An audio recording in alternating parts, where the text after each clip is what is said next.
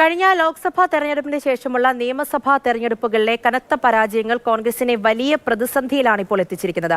ഇക്കാലയളവിൽ കോൺഗ്രസിന് ജയിക്കാനായത് വെറും 81 നിയമസഭാ മണ്ഡലങ്ങളിൽ മാത്രമാണ്.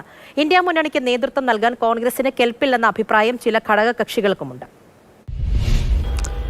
ബീഹാറിൽ മത്സരിച്ച 61 സീറ്റുകളിൽ കോൺഗ്രസിന് വിജയിക്കാനായത് വെറും 6 ഇടങ്ങളിൽ മാത്രമാണ്. അതായത് ഇത്തവണ ബീഹാറിലെ കോൺഗ്രസിൻ്റെ സ്ട്രൈക്ക് റേറ്റ് കേവലം 9.8%. 2020 നിയമസഭാ തെരഞ്ഞെടുപ്പിൽ ബീഹാറിലെ കോൺഗ്രസിൻ്റെ സ്ട്രൈക്ക് റേറ്റ് 27%.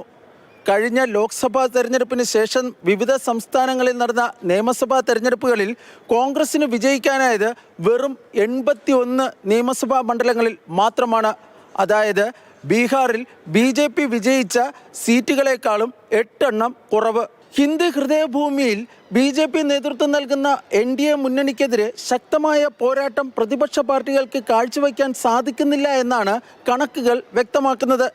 2014 നരേന്ദ്രമോദി സർക്കാർ അധികാരത്തിൽ വന്നതിന് ശേഷം 27 നിയമസഭാ തെരഞ്ഞെടുപ്പുകളാണ് ഉത്തരേന്ത്യൻ സംസ്ഥാനങ്ങളിൽ നടന്നത്.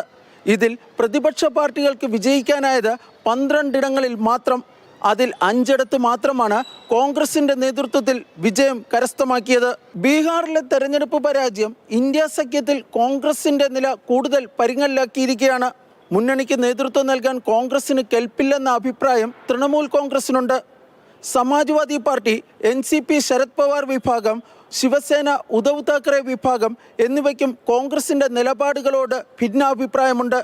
ജനങ്ങളെ സ്വാധീനിക്കാത്ത വിഷയങ്ങളാണ് കോൺഗ്രസ് തെരഞ്ഞെടുപ്പ് പ്രചാരണത്തിന് ഉപയോഗിക്കുന്നതെന്നാണ് ഈ പാർട്ടികളുടെ വിമർശനം. ബീഹാറിലെ കനത്ത പരാജയത്തെ തുടർന്ന് ഇനി നിയമസഭാ തെരഞ്ഞെടുപ്പുകൾ നടക്കാനിരിക്കുന്ന സംസ്ഥാനങ്ങളിലെ മുന്നണികൾക്കുള്ളിൽ കോൺഗ്രസിൻ്റെ വിലപേശൽ ശക്തി കുറയുകയാണ്.